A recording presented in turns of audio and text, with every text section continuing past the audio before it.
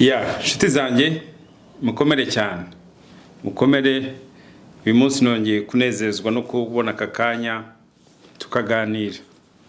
Uyu munsi message yanjye nuyikurikira ukayumva ni message y'ingirakamaro. Uyu munsi ibyo natekereje kuganira ni inyigisho buri gihe natangiye guhora mbabwira,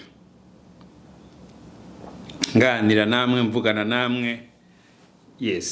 Abatari batangira kunyumva muzagenda mubyumva buhoro buhoro.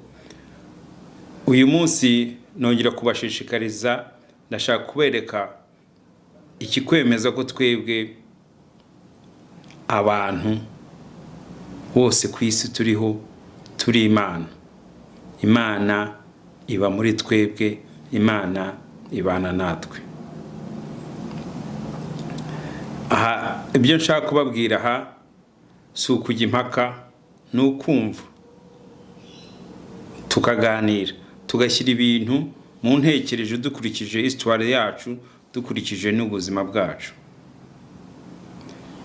Cyane cyane mwebwe Abanyarwanda, inshuti zanjye, urungano rwanjye, abantu tuziranye se aho twahuriye hose. Hari igihe ubuzima bw'umuntu buhinduka mu mitekerezo ye.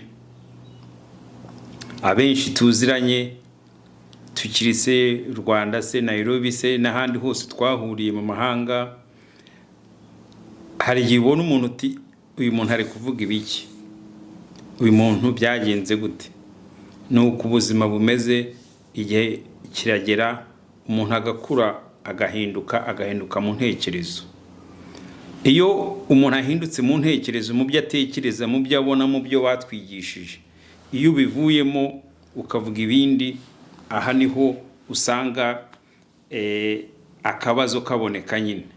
Kuko ibyo batwigishije batubwiye ko ari ibyo nta kundi. Abamisiyoneri baraza baratwigisha bati Imana iba mu ijuru, Yesu yaraje aradupfira, nta wundi tuzategereza igihe azagarukira. Nagaruka azadukiza ibyaha byacu, azatujyana mu ijuru, abandi bazajyana mu purgatori. N'ibyo nta kindi tugomba kwizera, nuko bimeze, nuko twakuze tubizi. Bivuga ko banatubwiraga bati nihagira undi muntu uzaza avuga ikindi kibi, abaprofesi b'abafo bazaza babigisha, muzamenye ko igiye gushira, ntimuzabyemere. Icyo gihe nanjye nari nkamwe, ntabwo nari nzi ko umuntu uzaza kuvuga ibintu nk'ibyo ari njyewe. Ntabwo nari nzi ko ari njye igihe kizagera nkaza nkahagarara nkicara imbere hano nkababwira inturi Imana. Muri icyo gihe nari nkamwe, ntabwo nashobora gutekereza ko ishobora kuba njyewe. Natekerezaga ko ari abandi bantu bazaza se baze se bashaka kuvuga ibyo se babeshya. Ariko igihe kirageza none nibonamo ari njyewe uri kubabwira ibitandukanye n'ibyo twize. No kubera iki? Kubiki ari njye igihe cyagize kikaza nkavuga intereka mvuga ibi, maze kwiga ibi, maze kumva abandi uko bayigisha, mbishyira ku murongo, ndabitekereza, bimfata igihe, ndahaguruka ndatangira ndabyigisha. Ndabizi abantu benshi twari tuziranye, twari duhuje, abumvishe bose ko mvuga ibi, abenshi bahise bakata umurongo nyine wo kutamvugisha, si no kutankurikira, si no kutumva ibyo uri byose, bakibaza se ko hari ikindi kintu cyabaye. Ariko rero nuko ubuzima bumeze. Ubuzima iyo ubwiye abantu bari mu ntekerezo ibintu badatekereza nk'ibyabo, icyo gihe niho ikibazo kiba. Umuntu azakwita igicucu se, umuntu azakwita ikigoryi se, umuntu azakwita umusazi se. Igihe cyose uzaba uvuze ibintu bidahuje n'ibyo atekereza, nibyo uzarebe. Urugero rurebe, umuntu akwita igicucu, akwita ikigoryi, akwita umusazi, akwita ibintu byose ashaka. Umuntu agutuka mu bintu byose ashaka. Umuntu akwita imbwa se, akwita iki se, bitewe nuko ibiri mu ntekerezo yawe bidahuye n'ibye. Iyo tudahuje iyo ni intambara. Icyo rero nicyo ubonye cyabaye kuri njye, kuko narahindutse, ibyo nize, ibyo nigishijwe nkiri umwana narakuze ndabihindura. Impamvu nabihinduye ni iki rero? Nahuye n'undi muntu nanjye aranyigisha, ambwira ubundi buryo nanone bwo gutekereza bw'ubuzima, ubundi buzima uko ubuzima buriho. Noneho nongera nanjye gusubiza amaso inyuma nkareba koko, kubera ko ubuzima kugira ngo tubumenye ugomba gusubira inyuma, ugomba gusubiza amaso inyuma ukareba ibintu waciyemo, kuko ubuzima nta handi ushobora kumubona. Ejo hahise nta nubwo ari kuvuga ngo ejo, ubu mu masaha 2 ashize ibyo nari ndimo naho mvuye nta handi nshobora kubibona. Uko nari nambaye, uko nari mpagaze, uwo mvuganye nawe, ibyo nkoze mbere yo kugira ngo nze nicara ahangaha, nta handi ushobora kubibona. Aho ubibona ni mu ntekerezo yawe. Aha rero nicyo kimenyetso mbagaragariza ko Imana iba muri twebwe.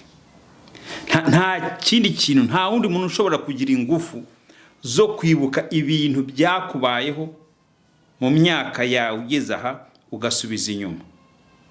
Mu ntekerezo yawe ibintu byose birimo in any time. Ibyashize imyaka 15 se 30 40 byose ubibona hano.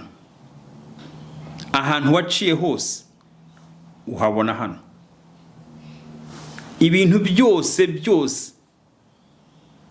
biba mu ntekerezo yawe. Aha niyo mbabwire nti niyo Mana. Iyo niyo Mana, kuko Imana niyo ishobora kugena ibintu byose, ishobora kubika ibintu byose, ishobora kukwibutsa ibintu byose, ishobora kukubwira ikintu cyose, ikubwira icyiza n'ikibi, ikubwira icyo wakoze n'icyo utakoze. Nta handi ubibona. Ikindi umemeza ko Imana nyiri wa muri twebwe iri mu ntekerezo yacu. Nta wundi ushobora kubona ibyo umuntu atekereza, nta ushobora kubona ibyo utekereza. Ibyo mbabwiye nibiri kuva mu ntekerezo yanjye. Intekerezo yacu, ubwonko bwacu ni Imana iba. Iyo uvuze ijambo riba ari ijambo rivuye mu bwonko bwawe, kuko ubwonko bwawe niyo Mana yawe. Ijambo ryose umuntu avuze ni ryo jambo ry'Imana. Ikintu bwiye umuntu, ubu ikintu ndi kubabwira ni ijambo ry'Imana. Ntugire ngo ijambo ry'Imana ni iryanditse muri Bibiliya kiye pasteur aza akasoma imirongo Mwuka wa Matayo n'iki. Biriya ni ibitabo byanditswe nk'abandi, ni ibitabo banditswe bikurikije histoire. Icyo nicyo nashaka kubabwira, mbagezeho nkumvishe ko ubwonko bwawe ariyo Mana. Imana yacu ibamo, ikubamo. Ibintu byose bibaho ku isi bibanza guca mu ntekerezo.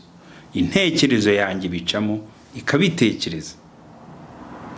Ikintu cyose cyakozwe kuri iyi si, ibi bintu byose ndeba imbere byose kugira ngo bikorwe biba bivuye mu ntekerezo y'umuntu umwe. Habanza umuntu umwe, Imana imwe igakorana n'izindi. Iyo agitekereje rica mu ijambo, abwira izindi Mana zigiye gukorana, zikabyumva, zigakorana, zigakora ikintu.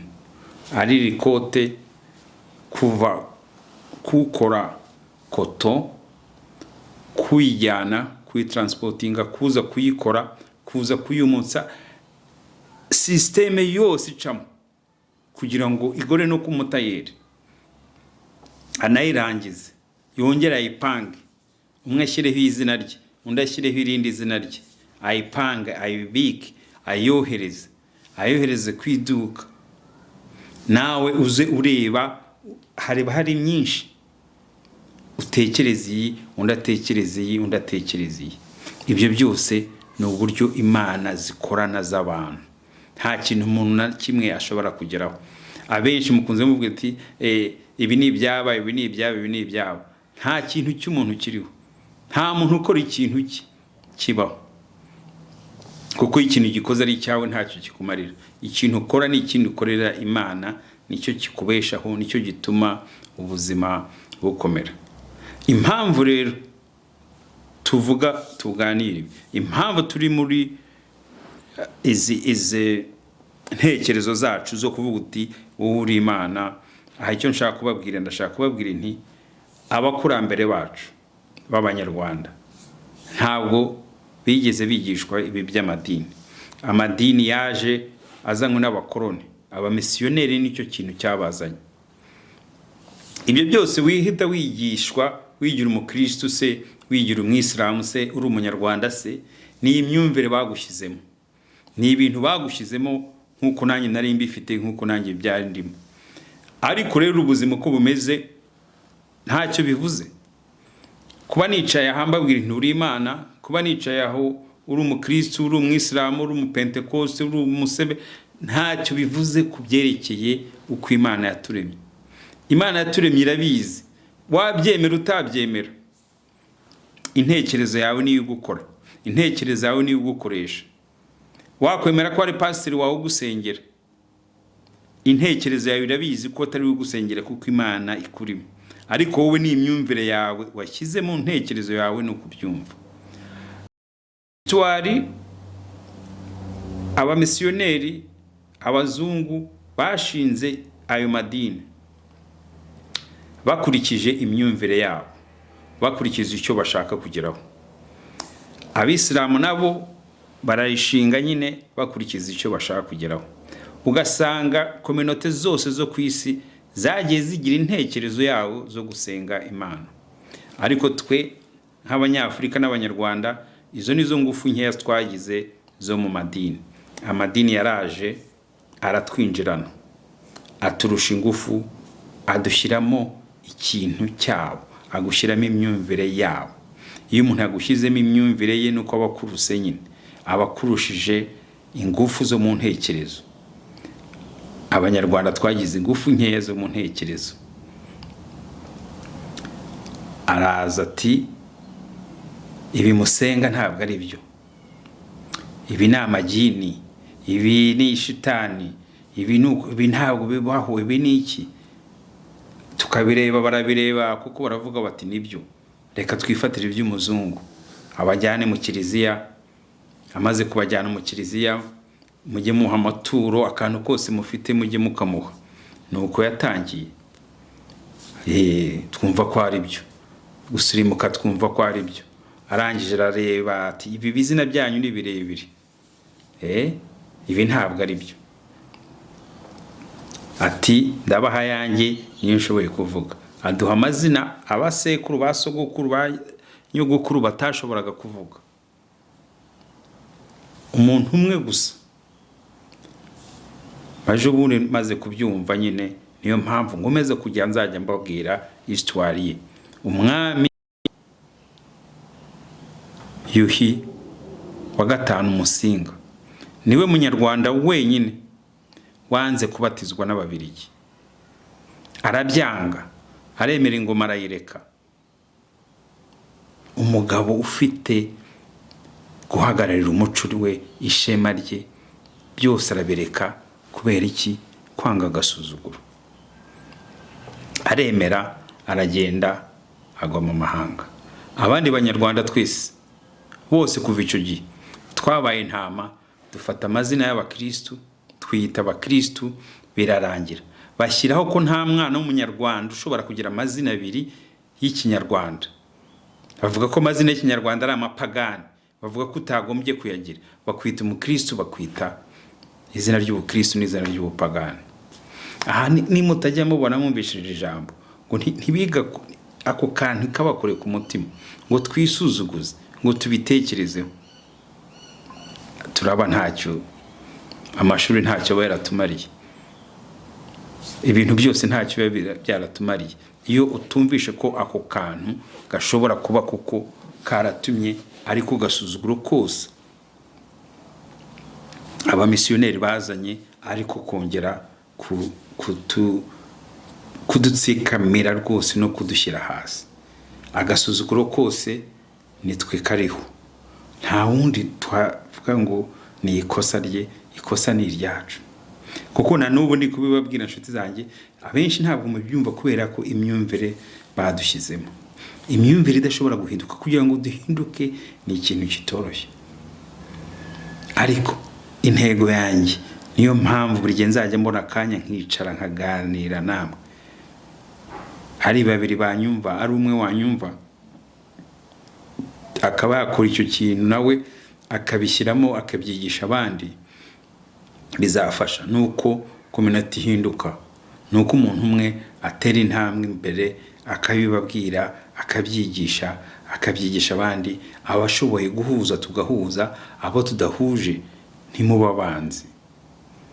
Nimujye mubona izi message yanjye ko mbise Imana nta kwirirwa mu ntuka, kuko ntacyo biguhindura. Wabyemera utabyemera nta kintu biguhindura. Iyo nkubwiye intekerezo yawe ngo niyo Mana, niba nkubwiye ibintu byose byakubayeho nta handi ubibona, icyo uracyemera, ntabwo ugiye kujya impaka nanjye, kuko byose urabibona. Nuko bimeze, twese tubaho kimwe. Iyo uryamye urarota, nturota se? Ibyo urota se ubikurahe? Imana niko yabikubwiye. Ikintu cyose ugeraho, ikintu cyose ushaka kugeraho, nta handi ubibona, ubibona mu ntekerezo yawe. Icyo nshaka kubabwira, wabyemera utabyemera, wayita imyana, wayita ibiki, wayita ibyo byose uyita, izo ngufu umenye ko ari zo ngufu zikomeye ku isi, ari zo ngufu zitumye nicaye nkaganira namwe. Hababwira nti uko bimeze. Ni kimwe nk'umuntu waje akavuga ati muhindura amazina, sinshaka amazina y'Abanyarwanda, ndashaka amazina y'ikizungu, amazina yacu, akayazana akayaduha. Ni intekerezo yagize, nuko yabigize. Avuga ati aba bantu ninjije, reka mbaha amazina yanjye. Abandi mu bindi bihugu barabyanze, njye nararihinduye. Ariko ubu mwana uvuka, nagira ngo iki kiganiro cyanjye kibashe ushaka guhindura, agashaka kugira amazina y'Ikinyarwanda yombi, babimwemerera. Amazina y'Ikinyarwanda ntabibe pagani, yaba umukristo yaba umwisilamu se akaba afite amazina y'Ikinyarwanda. Kugira ngo ugire iyo dini ntabwo bigomba gutuma bakwambura amazina y'Ikinyarwanda, amazina y'umuco, amazina afite icyo avuze. Icyo nicyo kintu cya mbere cy'ingenzi ngomba kubashyiramo, ngomba kubashishikariza kugira ngo mu bitekerezo. Ibi byose ni kuri wowe ni ugomba kumenya icyo ushaka gukora, nta wundi uzakubwira. Si impaka. Yes, niba nkubwiye nti amazina Esperance, Solange, Evode, Norbert, James, ayo mazina ntabwo ari Abanyarwanda. Nujya kuri Google ikubwira amazina y'Abanyarwanda, ikakubwira n'amazina y'abazungu, irayakubwira rwose. Ugasanga ayo mazina y'amatirano badushyizeho, twiyumetseho, tuyakuyeho, byadufasha. Ya kenshi narikuyeho mpura n'abantu bati ndizeye kubivuga ko bikomeye se, iri zina se, bigira ibintu nk'ibyo ngibyo cyo kumva ngo amazina y'Abanyafrika arakomeye. Nkuko mba hano muri Australia nyine, ubwo nawe aho muri hose amazina hanyara ndi kubigisha uko barivuga. Niyo bavuga ngo Ndayizeye, sawa Ndayizeye ni sawa na Ndizeye ni kimwe, wenda aksa ikabitandukanye, ariko biguhesha ishema, bituma wumva uriwe, bituma ukarura agaciro kawe. Nta kindi biguhesha. Kuba narahinduye ni ikintu gikomeye nabyo. Ikindi se biguha niki? Ibibazo bindi byanjye mfite ni nk'ibe n'ibyanyu, ibibazo byose dufite nk'ibyacu. Umubiri wacu ukora kimwe, ikibazo ukigira nk'undi, nta kindi. Kuba mbabwira ko turi Imana, intekerezo yacu ari Imana, kuba mbabwira nti dufata amazina y'Abanyarwanda, nta kindi biguha. Ni ishema ryawe, ni ishema ryuriwe, ni ishema ryuko societe zindi zose zibaho kuri iyi si zikurikije imyumvire yaho. Izi ntambara zose ubona hano ku isi z'amadini n'ibyo bapfa, ni intekerezo y'ibintu bapfa. Ahandi bo barabirwanira, baricana. Izi ntambara zose zatangiye kuva kera. Kubera iki? Ibyo batekereje bumva ko ariko kuri kwabo, bakagushyira mu bandi.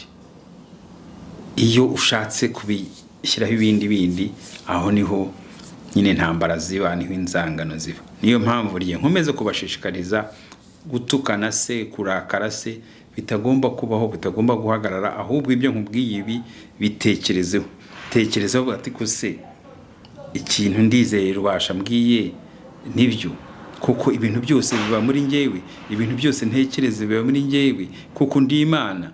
Urebe koko wumve ingufu zigira. Iyo mubwiye ngo uri Imana rero icyo bigufasha ko ikintu cyose, icyiza n'ikibi cyose ugeraho kiba kikuvuyeho. Ikintu cyiza umenye ko uri Imana, uvuga uti responsibility zawe zose z'ibyo ukora ziba zivuye kuri wowe. Iyo gusenga hari igihe kenshi muravuga nti ibaze iyo umuntu, twese turi abantu kimwe, everybody kwisi hose miliyoni zingahe zirindwi kimwe, iyo umuntu agushyizeho akaboko ke ngo ari kugusengera avuga ari amagambo, ushaka kumenya icyo abatekereza mu ntekerezo ye. Wowe ubwawe gutekereza iki se mu ntekerezo yawe? Yagushyizeho akaganza, yagushyizeho iki? Akavuga ko ari bwo Imana yavuze ko umuntu azajya agira icyo abona kubera ko undi muntu yamushyiriyeho kiriya kintu.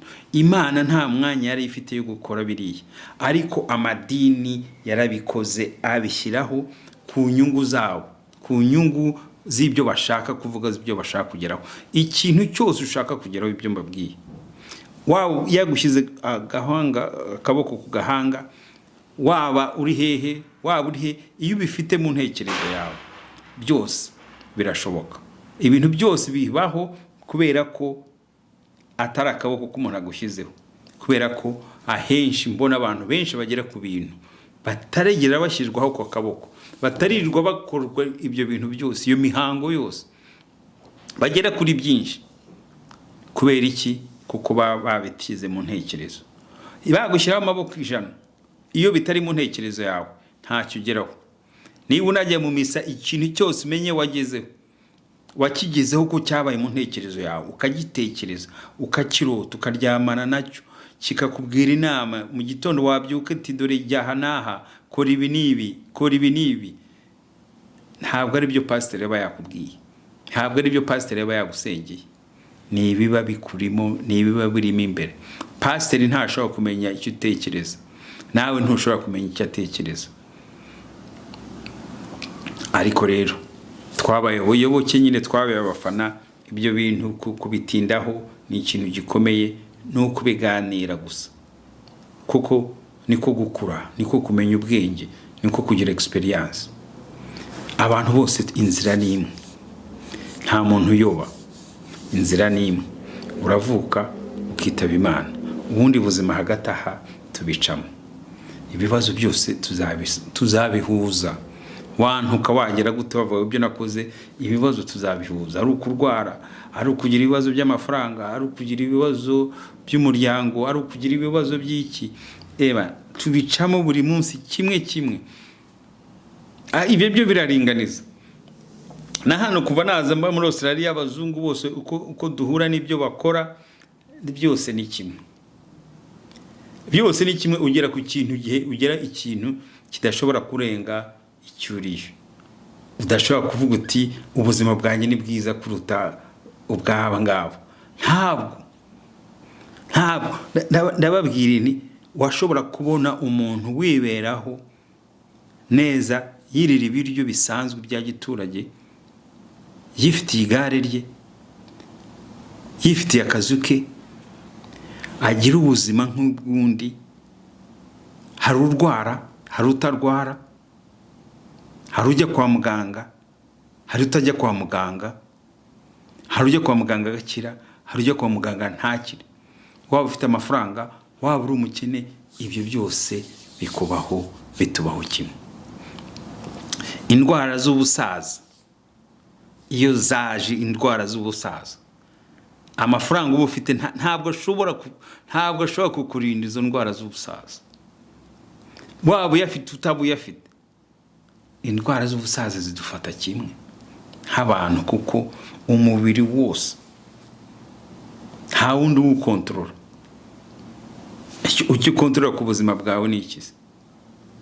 Nta na kimwe. umuntu avuga ati ngewe mfite diet, nzajya ndya ibyatsi, nzajya ndya diet ibintu bipimye, urabikora, ariko inda yawe iyo gukoroze bya diet bivaho, iragukoroga ikaruta umwe wiririye ubusa, ikagukoroga ikakunanira, wafite za diet, wafite ibintu nk'ibyo byose. Ariko undi ubuzima rero nuko bugenda.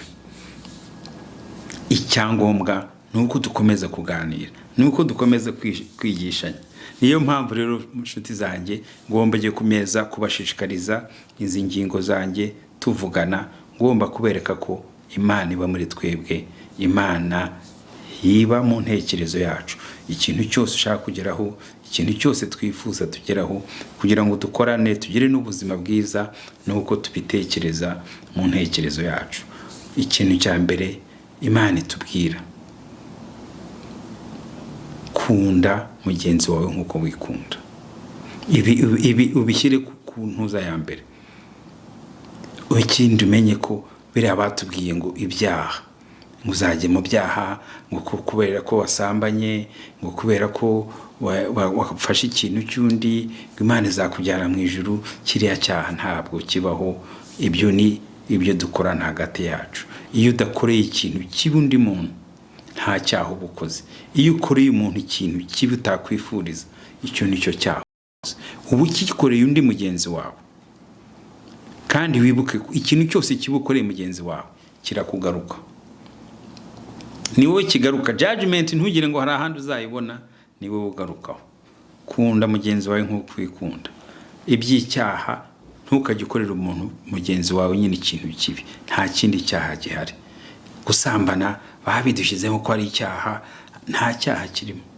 Gusambana birimo aho umwana avuka, Imana ziva gusambana. Harimo ibyishimo mu gusambanya, Imana ihuza abantu.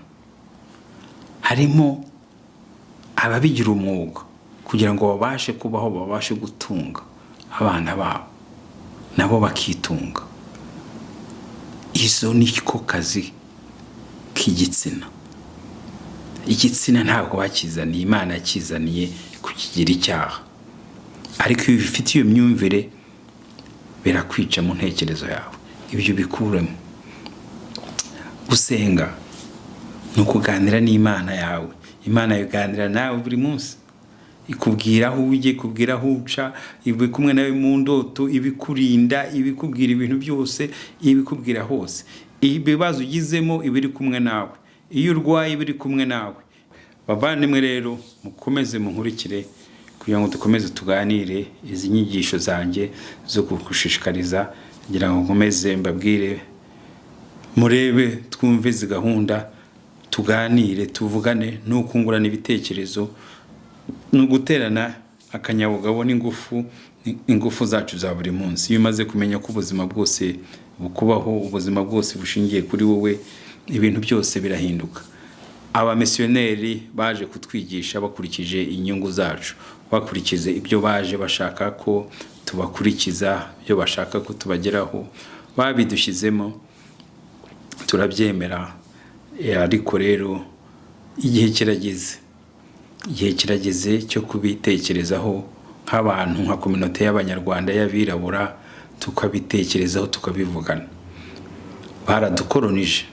Baradukoloniza mu butaka, badukoloniza ku, badutwara ibyo badutwarana n'ubu bakora ibyo bashaka, kuko badutanze iyo ntambwe yo kugira ibyo bakora no gushyiraho amajyambere. Baba bageza kugira ngo babidufashemo nyine, baradukandamiza. Ibyo byose bahora bakora muri politiki ntabwo tubivuga, ariko turabizi ibyo bakora. Aha icyo nshaka kuvuga ni uko duhinduka mu ntekerezo yacu. Ibindi nabyo bizahinduka, ibya politiki bizahinduka. Igihe uzahinduka mu ntekerezo yawe, igihe uzamenya ko ishema ryawe ari ukuba umunyarwanda, ishema ryawe ari ukugira amazina y'Ikinyarwanda, ishema yawe yo kumva ko abasekuru bacu bizeraga ko ari Imana yababagamo. Ibintu byose bakoranaga urukundo, bakoranaga ubuvandimwe hagati yabo, bakoranaga mu mucyo hagati yabo. Ibyo byose nitumenya ko natwe tubifite, abasekuru bacu bifite, tutagombye kujya kubishakira ahandi, tutagombye kubishakira mu madini. Kugira ngo ugire ubuzima nuko ugomba kumva kuba uri umukristo, kugira ngo ugire ubuzima nuko ugomba kuba umwisilamu. Umwana w'umwisilamu w'umunyarwanda n'umukristo usanga bajya impaka, izo mpaka zari zikwiye kutabaho, tukaba turi umwe nk'abanyarwanda, tukaba turi umwe nk'abanyafurika. Icyo nicyo kintu twari dukwiye kubaho. Wabona undi muntu ukumva ko ari Imana nkawe, ukumva ko ari Imana igenda nkawe, ukumva ko muhuje mu ntekerezo, ukumva ko ari ikintu mwashyiraho ngo mukorane kugira ngo muvugane. Kwangana, guhemukirana, iyo wamenye ko uri Imana ntiwongera guhemukira undi. Iyo wamenye ko uri Imana nta kindi kintu cyongera kukurakaza. Ndakubwiye, iyo umenye ko uri Imana niyo abantu bakuvuga nta wongera kubirakaza. Iyo umenye ko uri Imana, ibintu byose abantu bakuvuga, abantu bagutekerezaho, nta na kimwe bivuze, kuko biri mu ntekerezo zabo. Ibyo mbabwira, ibyo abantu by'abantekerezaho byabo biri mu ntekerezo yabo, ibyambayeho, ibyo baganira, ibyo bakuvuga, ibyo byose nta handi ubibona. Iyo bicaye muri salo bakabivuga bagasohoka, nta handi wongera kubibona. Ikintu kikubabaza ngo bakuvuze ni akazi kawe, we niwe witeza ibibazo. Ibyo bakuvuze nta handi wabibona, ntabwo wabifata ngo bijyane ku isoko ngo bigurishe, nta n'ahandi babijyana. Aho babijyana bagenda mu nzu bakabaha icyayi se bakaha byeri se kugira ngo banywe, kugira ngo bavuge, nta kindi. Nayo ibyo binywese ahandi bibona ni hehe? Nta handi. Nabyo ubisiga hanze, ugasiga muri toilette. Nta kintu umuntu agira, nta kintu umuntu usanga, byose ubu bufite. N'ikintu uriye se kijya hehe? Kiragenda.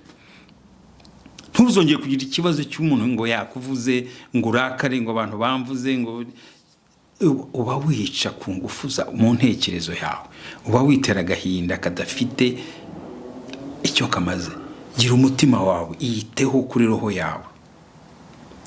Ibintu byose uzana, abantu bavuga ngo umuntu yagize umutima niwo uba wawiteje, kuko ibintu wishyiramo abantu baba bakubwiye, ibintu bigushyira mu ntekerezo yawe, ibintu bikurakaza, ibintu bikubabaza, ibintu biguteza agahinda, nibyo bigushyira, bikwataka ku mutima wawe. Ni wowe wiyataka, ntugire ngo umutima urakwataka. Kuko ibintu byose nitwe tubishyiramo, ibintu byose nitwe tubikora. Iyo ukoze ikosa ni wowe ryica. Iyo ukoze ikintu ukakora mistake ni wowe cyica. Ntacyo ubutaha nitwongeye nzabaho urugero w'ikintu cyambayeho mu ntekerezo rwose ntusinzira, kandi ari wowe ugikoze. Aho rero niho isomo wiga isomo, kubera ko kikubabaza gituma udasinzira, ntiwongera kugikora, kuko wibuka ibyo waciyemo. Aha niko kwiga, aho niko kwiga mu nararibonye. Kuba inararibonye ni ukuca mu bintu ukabibwira abandi, ntibabyumva, babyumva iyo babiciyemo. Abenshi ibyo mbabwira ntimuri kubyumva, ariko muzabicamo. Bamwe mwaranabiciyemo. Hari ikintu waba wakoze ugakora ikosa ry'umuryango, se ugakora ikintu cya famiye kikaguhitana, batanakizi, ntawe ukizi. Ntusinzire, kandi nta wundi ukizi. Uko niko ubuzima bumeze. Ariko rero ho niyo nshaka kubabwira, dutangire kwitaho uko twitwara, uko ibintu biva hanze, ibyo abantu bava hanze batubwira, ibikuzanaho amakuru ubona, ibyo mubona muri televiziyo, ibyo ubona byose, ibyo nibyo byose bikwica, wishyiraho ku mutima wawe, wishyiraho mu ntekerezo yawe. Gushaka ibyabaye aha, gushaka amakuru byabaye aha, ibyo biretse ukagira umutima utuje, ibintu byose bibaho neza. Inshuti zanjye, mukomere rero, kandi nkuko nababwiye, reka tuganire, dufungure ikiganiro gisesuye cyo kuganira. Ubu ingingo zanjye nizo tugomba kubagezaho buri gihe tuzaba dufite aka kanya. Sawa, nkurikire rero rwose, murebe izi video zanjye, uwo zigirira akamaro, uwo zihindura, muze tuganire tubivuganeho. sawa murakoze rero munkurikire kuri The Rubasha Family Podcast no kuri my YouTube channel Ndizeye Rubasha.